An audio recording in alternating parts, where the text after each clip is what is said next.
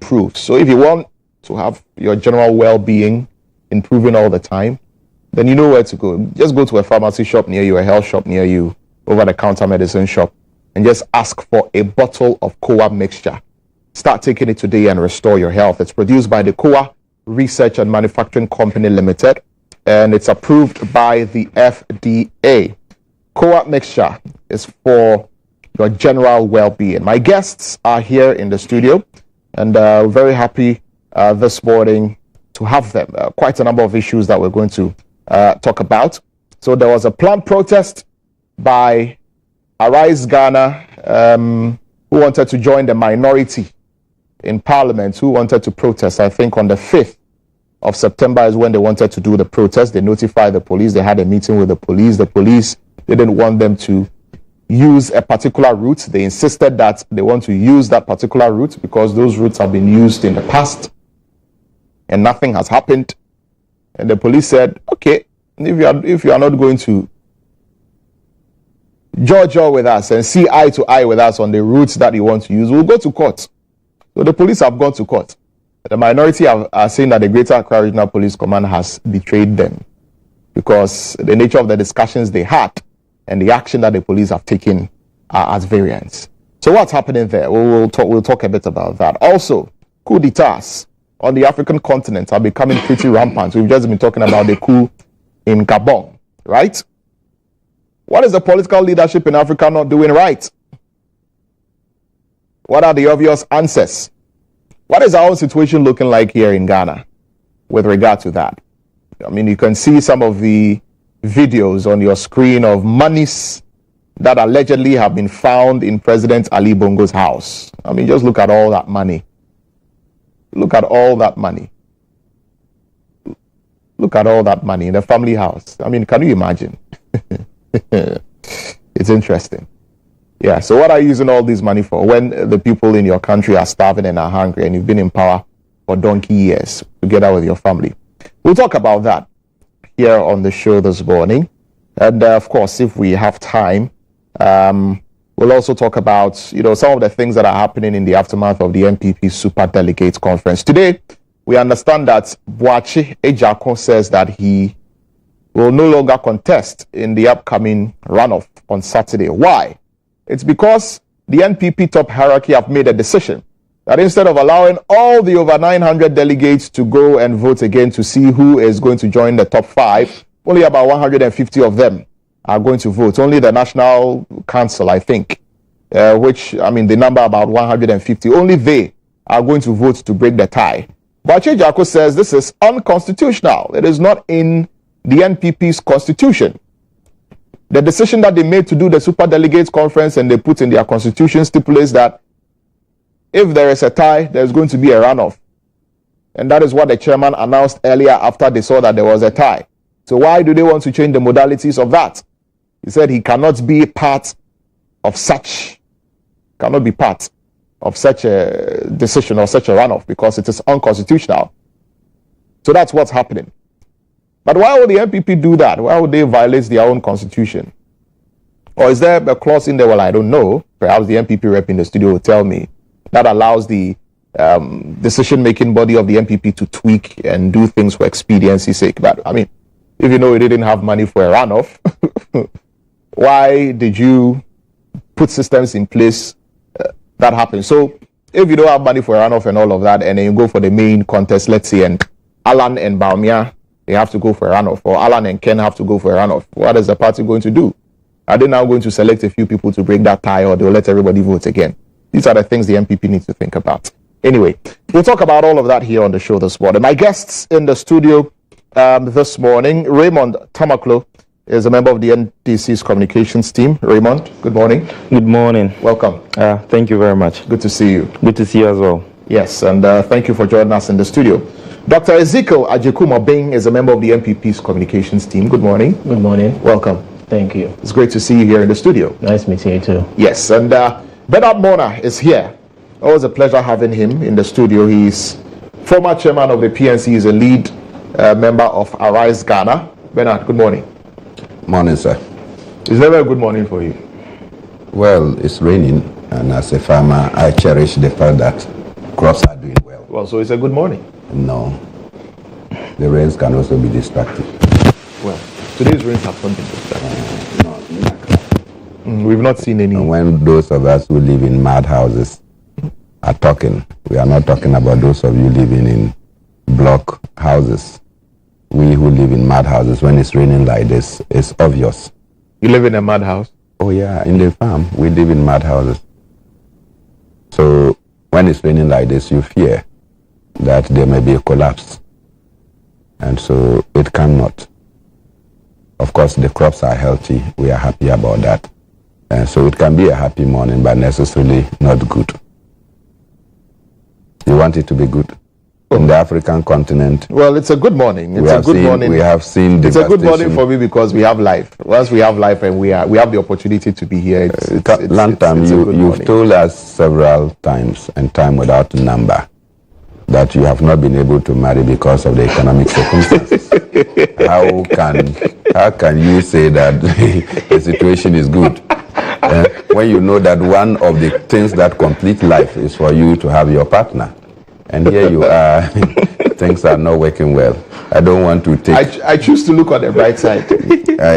I don't want to look at how I had to struggle to lift the door to enter the studio because things are not working well and even common door is not functioning. You cannot fix it. You want to eliminate a number of There's nothing wrong with our door, but if the cameras will turn on it, my colleagues will attest to. You pull the door and then you end. There's nothing wrong with the door. It's just a heavy door because it's a studio. I think you can be a government communicator. Stop that. Because when things are not good, they still want to say that things are good. It's too early for propaganda. Stop that. Oh, even as you are sweating in the air conditioned room, it's still propaganda. Sometimes stop this. Okay, better. Thank you. let's get into the issues this one. I mean, let's begin with what's happening I asked in you Gabon. to do Dagaba Frafra. Yes. We'll do it. We'll do it at the end of our discussions. Before we wrap up with the discussions, I'll give you a few minutes to talk about it. So be rest assured on that. But let's start with what's happening in Gabon. And let me begin with you, Bernard, on this, looking at the coup in Gabon and the jubilation that has greeted the coup, the excitement that is there, the president's appeal for people to make noise to secure his release, the monies that are being found in his family house, among other things, and the action that the military in Gabon has taken, vis-a-vis all the coup d'etats we are seeing in Francophone Africa, Yesterday, I was speaking to a security analyst, and he said, perhaps Togo, Cameroon, Cote d'Ivoire, they are next. Well, I suspect that we can have up to 5 more. But first, good morning to Tamakulo and to Ezekiel, and of course to yourself, and to the many viewers of GH1, both on the digital platform and also on the social media platforms.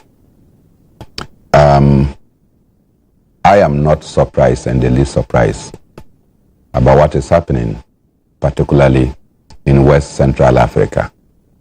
And I will think that if care is not taken, the people of Cameroon, particularly the Ambazonia region, that have been seeking to secede from the rest of main Cameroon. Cameroon has an interesting bit. They have the British Cameroon and they have the Francophone Cameroon. Mm-hmm. And the British parts think that for several decades, they have not been part, despite that there was an agreement that they should become an autonomous state within the federation. Ever since Paul Biya took over, he has decided to make it a unitary state instead of a federating state. And so much so that the people of the Ambazonia region, which you can call the English-speaking Southern Cameroon, have suffered difficulties that are not comparable. Yet it is within that region that you have the Bakassi Peninsula, where it has borders with Nigeria, that they also could get some, there was an international ruling and Obasanjo agreed that the Bakassi Peninsula belongs to Cameroon. At the end of the day, the dispute between Cameroon and Nigeria has stopped. But Southern Cameroon continued to suffer indignity in the hands of Paul Biya. Paul Biya has not stayed in Cameroon. for God knows how long. In fact, he lives in Switzerland. He comes to Cameroon just to come and see his family house and properties and greet the people, and he leaves. People run their affairs. When it's time for elections, he cannot walk. He's stroke ridden. They have to carry him to come and stand, to come and take a vote. And when they vote, sometimes even before the vote can be declared, they have to run him back to Switzerland for medical treatment. Eventually, when the vote is declared, they bring him in and say he's sworn in as president of Cameroon. We cannot tolerate this. The African Union cannot be tongue-tied about such ugly instances that are prevailing within the African continent in terms of the kind of leadership we have. And then when there is a topple of such governance, you say that you don't like. In Togo, for instance, and when I finish, you'll understand why I'm mentioning these countries. In Togo, for instance, since they took over, the Gnassingbé father took over around 1967, that he took over power. He ruled the country for 38 years until his sudden death in 2005. Soon after he died, his son was brought in as a successor. In a democratic country, you don't just go and bring somebody's son and say, come and take over. Even in chieftaincy, you don't go and bring somebody's son. The sons will have to contest. There are certain processes, but the military just went and brought him and made him the higher apparent. In fact, he succeeded his father. Then ECOWAS said, no, you cannot do that. The people of Togo said, no. Before your father died, there was an agreement, a referendum, that agreed on a 2-term limit in the year 1992, the same year that Ghana returned to constitutional democracy. Your father has violated the terms of the referendum, and so you cannot come and just jump into it. For nothing, they said, no way. They organized a shambolic elections and then just put him on top and say he won the elections. Because there were communities like Mango, Bafilo, and other places within Togo that didn't see any election material. And yet elections were declared there, and 4 was declared a winner. Since 2005, if you have 5 years in a term, 2005, 2010, 2015, you should be retiring, right? Fonya Singbe is still in office up to 2023. ECOWAS and the AU does not see anything wrong with the dynastic rule in Togo. Opposition leaders cannot get back to Togo. Tikpi, Achadam and Co. They will have to, they are hanging around. In fact, in Tikpi's hometown, when they see you driving a good car there, the citizens start to run because they are terrified that anytime they see a good car coming, the government thinks that it is Tikpi that is coming into town. And the people are subjected to all manner of treatment. Why is ECOWAS? President Akufo-Addo was ECOWAS chairman. He asked the oppositions to stop protesting. And then he went to Togo to go and tell them that, no, he did not come here with a solution in hand. The people of Togo must find their solution. When they were finding their solution through daily protest, you asked them to stop as ECOWAS leader. They respected you. Nikodemi Habia went to the Ghana embassy and went on hunger strike. The guy almost died. An opposition that we kept quiet. Go to Cote d'Ivoire and go and see what Alassane Ouattara has done. Alassane Ouattara is a beneficiary of people's struggles. At the death of Houphouët Boigny, Alassane Ouattara was declared that he was not an Ivorian. Alassane Ouattara struggled with Konambedi, who is said to be the son of Houphouët Boigny. Eventually, Robert Gué took over power. Laurent Gbagbo came. The French, wanting Alassane Ouattara, did everything for elections to be declared in a hotel. And the French started bombarding the presidential palace, took away Gbagbo, and installed Alassane Ouattara, their puppet. As we speak today, Alassane Ouattara has completed his term, extended or overthrown the constitution. Because there was 2-term limit. He decided that he can organize a coup d'etat on the constitution and go for a 3rd term. He has gone on a 3rd term. All African leaders, including our president, went to go and congratulate him. Monsieur le Président, félicitations. We went and congratulated him, knowing very well that he had done a coup d'etat on his own constitution. ECOWAS, they can't talk. In Senegal, look at what is happening. You have served your term, you still want to run another term. When the opposition said no, you decided to use the judiciary to imprison the opposition. What was the crime of Ousmane Sonko? You charge him and accuse him that he had gone to rape a certain lady. Took him to court. The charges did not fly. You know what they charge him for? The judges charge him for corrupting the youth. That is his crime. They charge Ousmane Sonko for corrupting the youth. Whatever that means, you should answer. Ousmane Sonko is to serve 2 years in jail, within which time they would have done the elections for next year. You see how we bastardize institutions? The African Union is quiet. The AU is quiet. Then when the soldiers say, no, these people you are treating this way are also citizens of our territories, so we will not tolerate such. Then all of a sudden, African Union and AU, they have teeth. They want to bite. We'll cut off the teeth. We'll cut off the teeth. And that is how come that the Niger coup has received popular support among many Africans. Even as the ECOWAS leaders, 7 of them, thought that they can just bulldoze them their way. They should go and try it. Because I will not think that any soldier will go and die a foolish death in Niger. No matter the command that you give, they will behave like those who are conscious and have conscience. You remember Muhammad Ali, when they were drafting him from the United States of America to go and fight the Vietnam War, he said no. He will not go and engage in killing people who are fighting for their freedom. Because of that, they stripped him of his world title. He said, yes, take the belt. I'm not interested, but I'll not go and engage in that fight. These are the people we call men of conscience. And so soldiers of conscience will not allow themselves to be sent by their commanders for such foolish deaths of patience. The people are struggling, and you know the relationship between these African countries and France. If you have to export, France must be the first option. Whatever you have to export, France will have to buy first.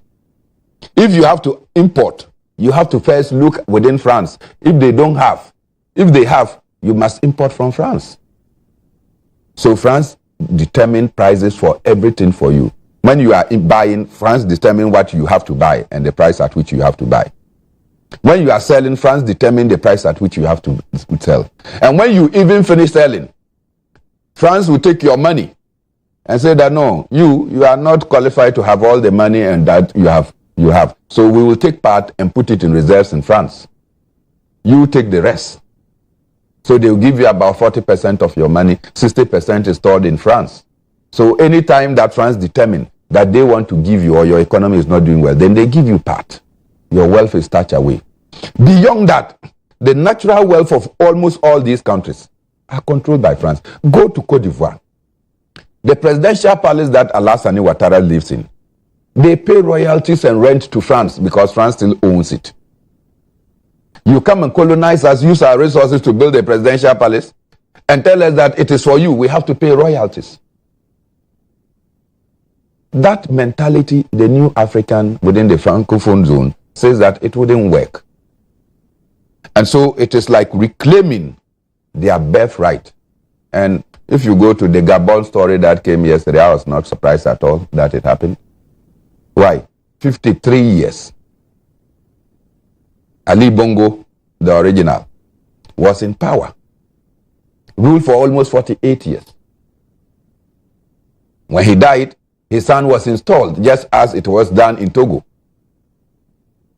Every election, the last election, in fact, I think Yamping declared himself that he had won the elections and constituted a 19-member committee. The African Union went and said that he cannot declare himself as president. Remember? The African Union went and said that the man who legitimately have won elections but the elections have been stolen. You said he cannot declare. The African Union doesn't support it because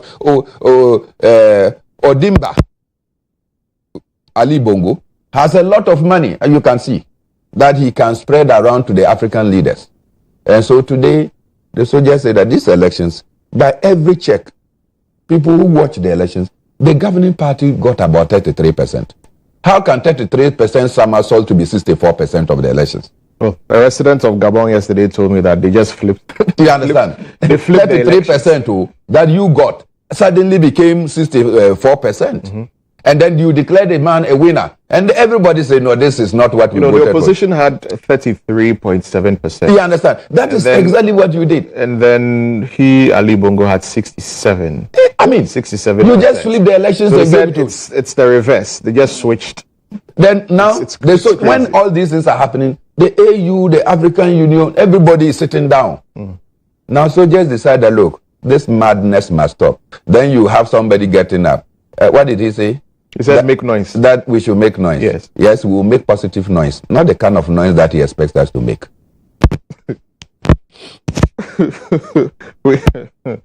Let me come to you, Doc. Dr. Ajekumobing, on this recent rise in coup d'etats. I mean, you see Ali Bongo there. We are told that he imported snow. We are told that he imported snow so that he and his family will enjoy snow in Gabon. It's crazy, the stuff you hear. But yeah, what has been your thought process, as all of this has been unfolding, especially looking at all the other coups that have been happening on the continent? Good morning once again, and good morning to my brothers and the viewers. Obviously, it's quite a very worrying trend for the past years, what we've witnessed on the African continent. It's quite worrying. And I was quite intrigued about the Gabon situation as well. Having a family, almost having a democratic monarchy to rule a country for over 50 years. With Omar Bongo, 2009, and the son taking over. I mean, it all boils down to the frustration of the people, especially those in the Francophone countries. So under the colony of France. I mean, my brother has enumerated a couple of issues and what's pertained vis-a-vis the economy and democracy.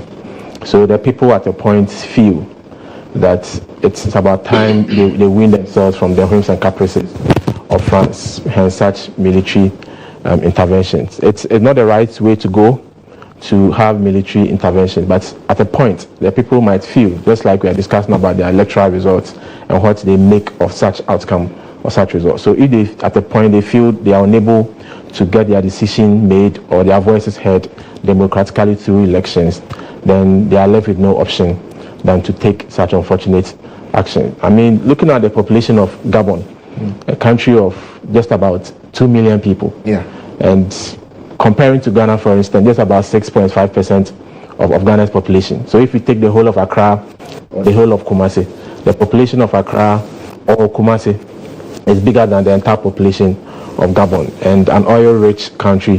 Think about the 8th largest producer of oil on the continent, producing about 151 barrels of crude oil daily.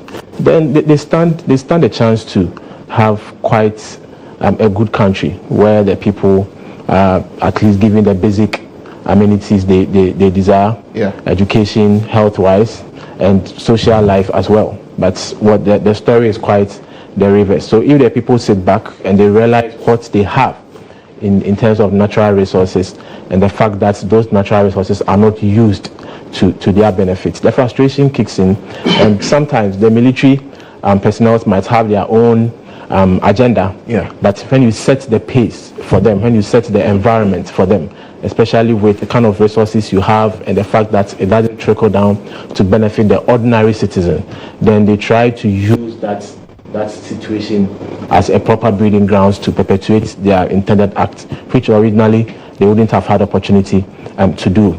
We talk of what AU and the ECOWAS could do. I agree to a large extent what others have said, that AU and the ECOWAS need to act a bit more. But at the end of the day, I don't think AU and ECOWAS can impose certain decisions on sovereign states.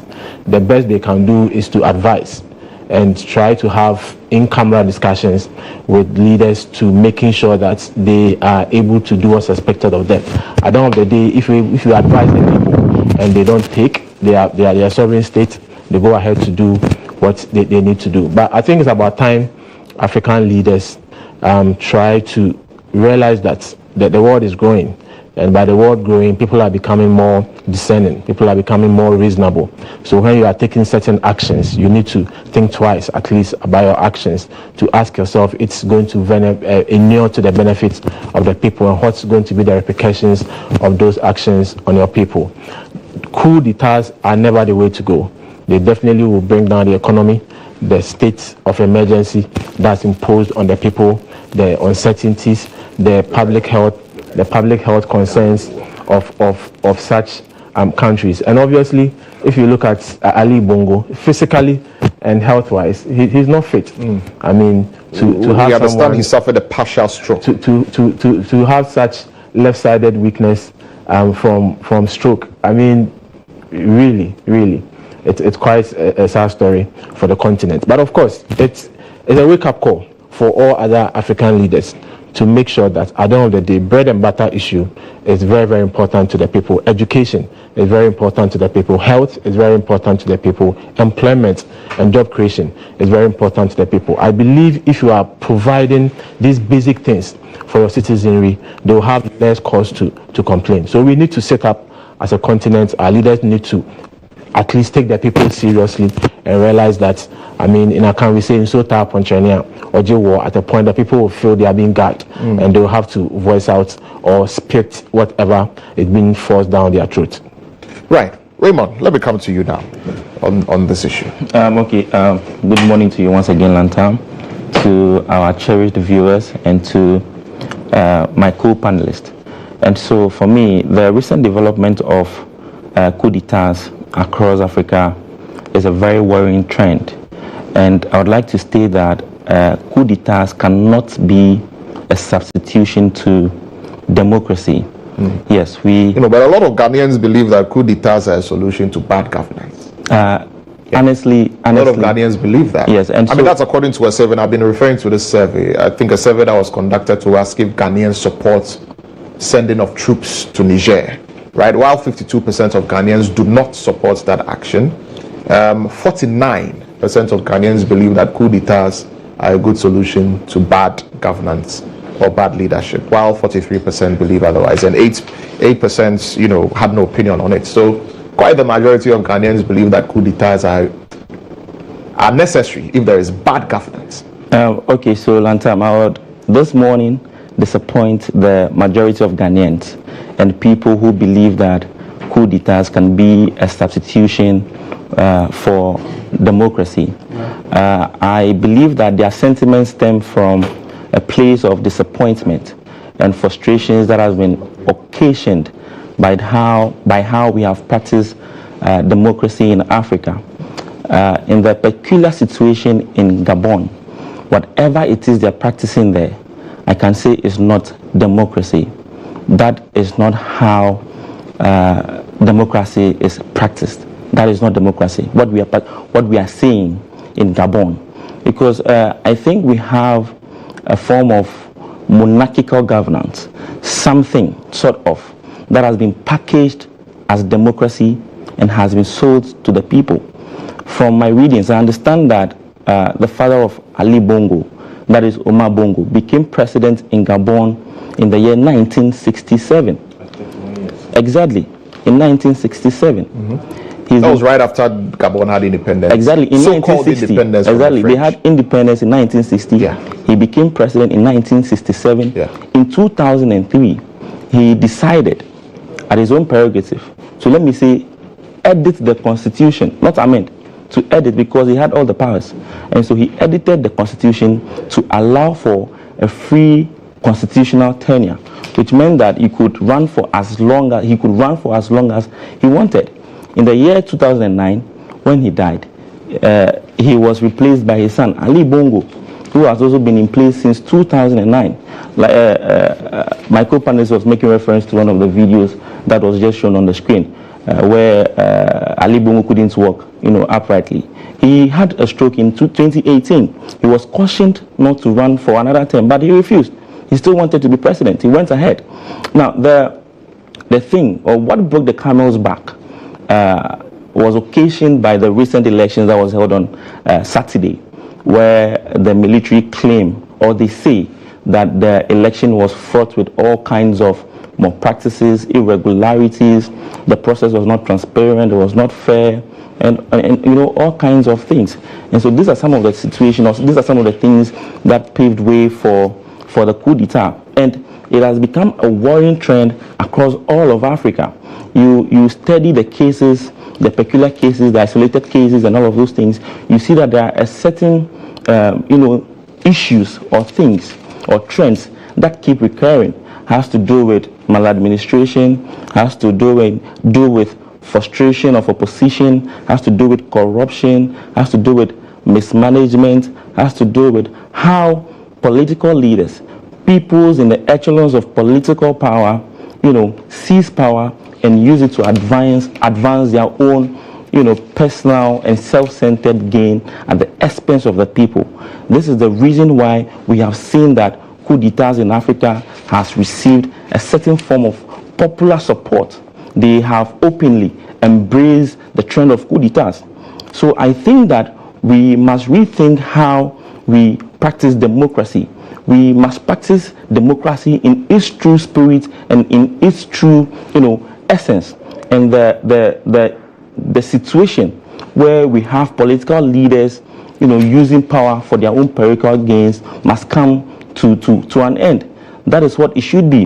Now, the AU, ECOWAS, and all of these regional authorities today, they may have the regional powers to speak on these acts of coup d'etats, but certainly they do not have the moral authority to speak on these matters. What have they done in the past? Today they have become toothless bulldogs. Nobody wants to listen to them. When these issues or when these things are happening in the various countries, when people are crying, when people are being victimized by political power, when people cannot make 3 square meals, when people cannot have access to basic necessities in their various countries, what have they done? When political power, political authorities, political people, leaders have entrenched themselves in the dimly lit corridors of political power, what has been the intervention of ECOWAS? What has been the intervention of AU? Now, even for ECOWAS, some people in recent times have called their legitimacy into question. Because the issue here is that in Nigeria, President Tinubu, his election is today still being contested in court. But what does ECOWAS do? They install him as chairperson of the community or of the association. I mean, it beats all logic that his election, the legitimacy of his election as president is being questioned in court, and then we go ahead and install him as ECOWAS chairperson even before the outcomes, the verdicts of a court. I mean, it flies in the face of the democracy we so want to see our leaders practice in Africa. The situation of Ivory Coast, Al-Hassan Ouattara also performed a coup on the constitution, allowing himself to run for another term. What have they done?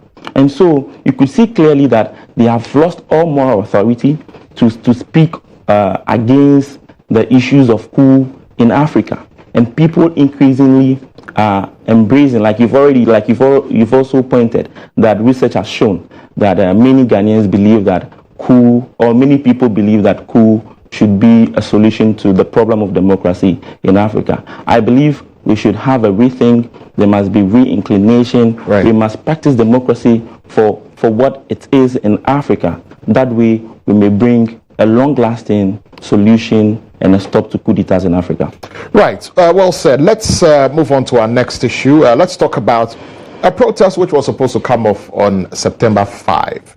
And the Ghana Police Service filed an application at the court following the refusal of the minority in Parliament to change the route for their planned protest. The protest, which is scheduled to take place on September 5, like I've been saying, is being organized by the minority to protest against the governor of the Bank of Ghana and his deputies, whom they believe have mismanaged the Apex Bank.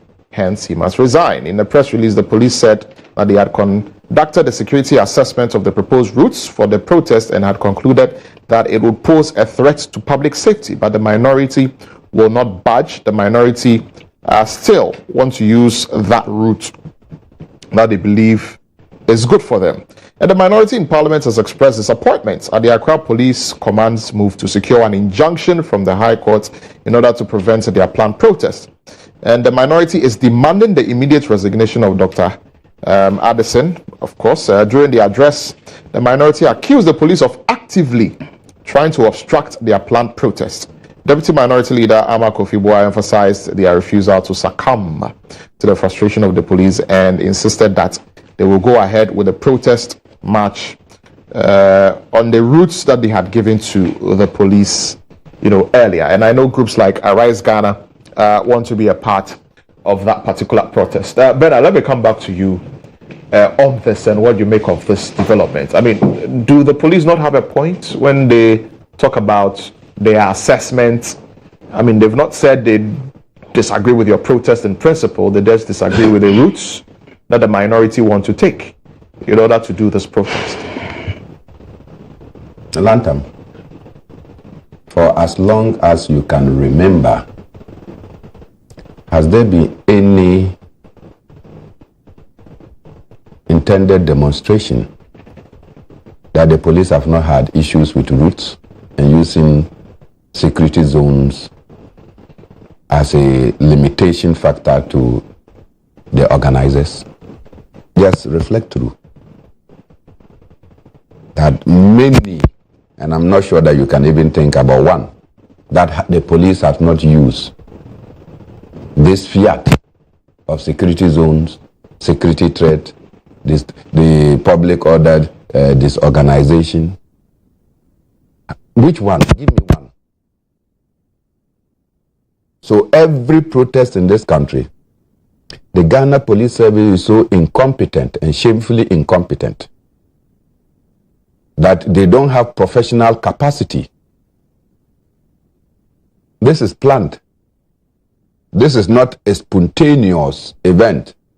This is not an eruption that the police will say they are overwhelmed. This is something that, look, they have told you. You've been told when the event will start, where it will pass. And the Ghana Police Service is so useless in this matter that all the time they have to tell us that there is security threat. What if there is a spontaneous eruption in this country? The police service then will be of no use.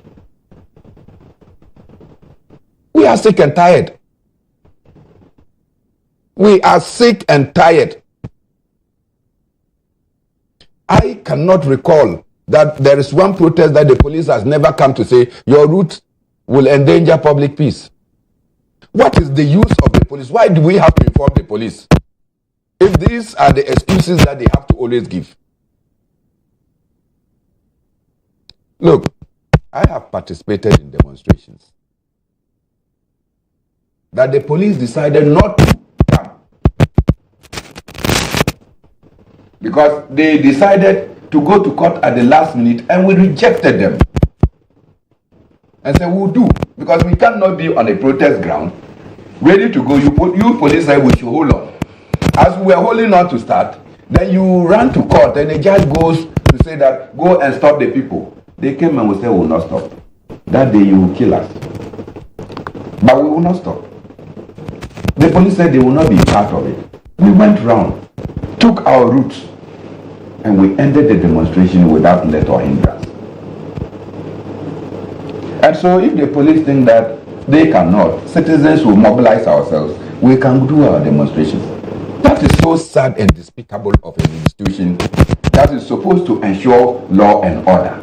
But if the police have concerns about the routes that is being taken, I am telling you that for many years, the security nature, because when you look at the police statements, they say following a security assessment conducted by the police regarding the selected routes for the planned demonstration by the minority in Parliament, it observed that public order, public safety, and the provision of essential services may be endangered if the proposed routes are followed. These are assessments that the police have made, looking at the routes that they want to take, looking at the traffic situation, looking at the threat, the inconvenience it may cause to people who ply that. I mean, I'm pretty sure it will pass through Accra High Street and all of that. And you know how Accra High Street gets, with traffic, and all of that. And the police is trying to provide that. And the police is trying to say, okay, consider all of these things and change the routes.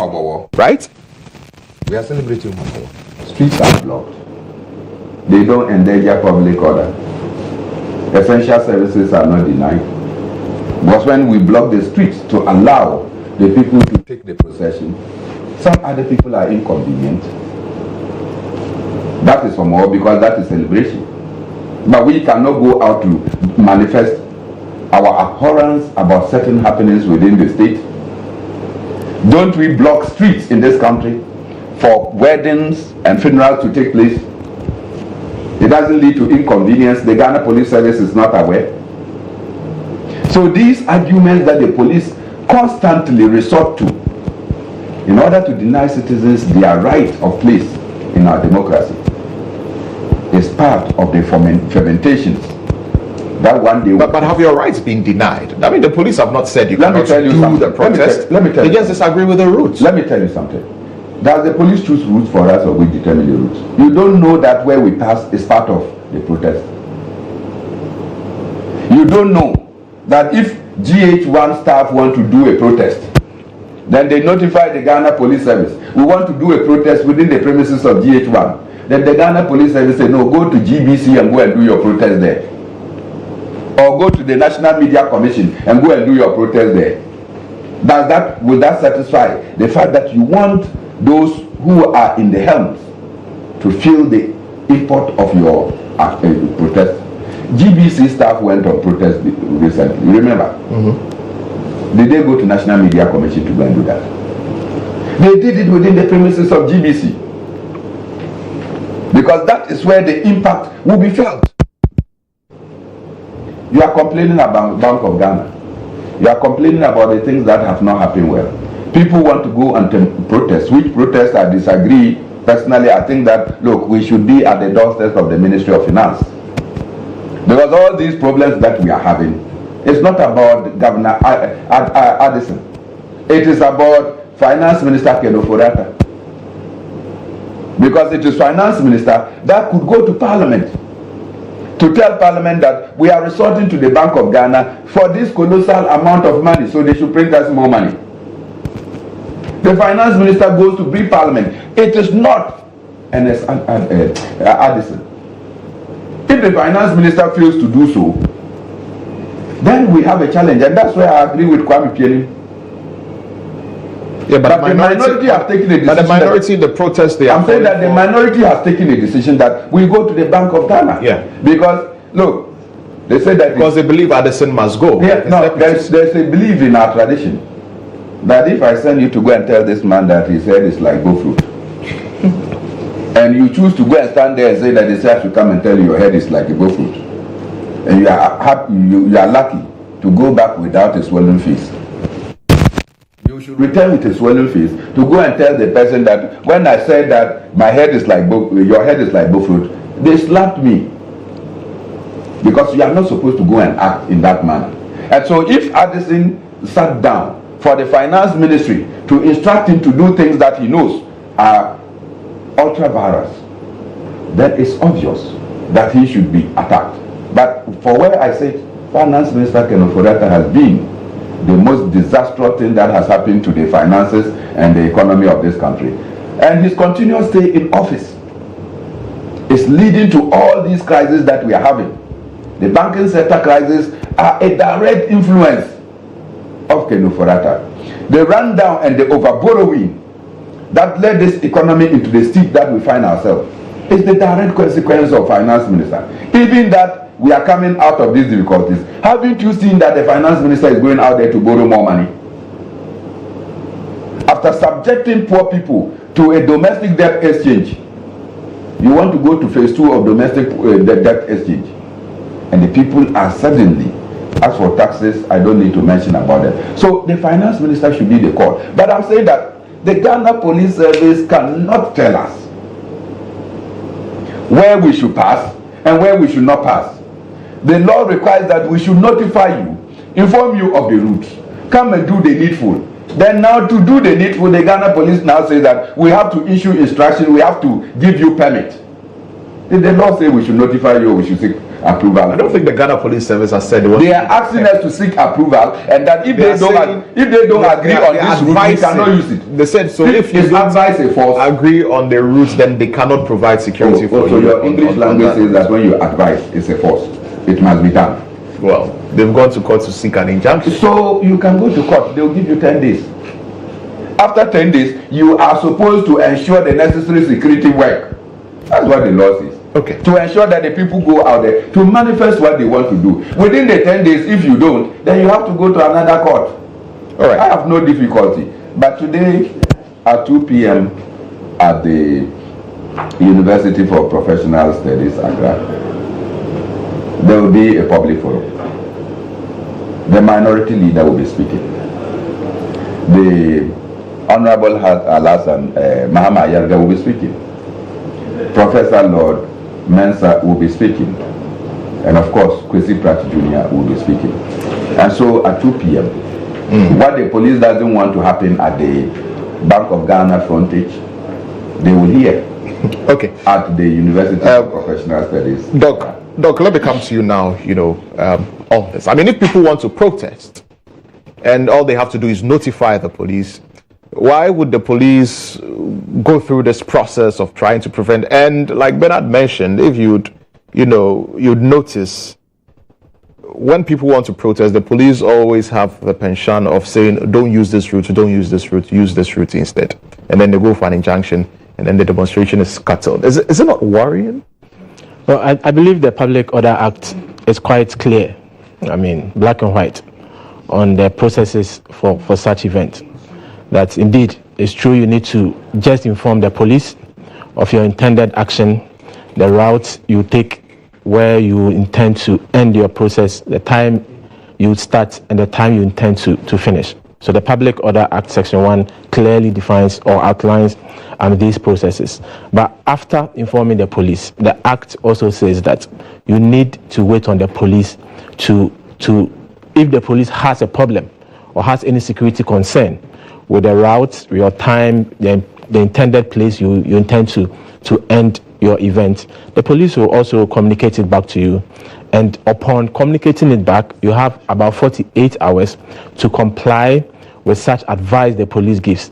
And if you refuse to comply with such advice, then the police can take further action. So I believe the police is acting within the remit of the Public Order Act Section 1. Indeed, the organizers of the event duly informed the police. The police assessed the situation. Is there a risk to public safety? Is there a risk to public health? Is there a risk to inconvenience people?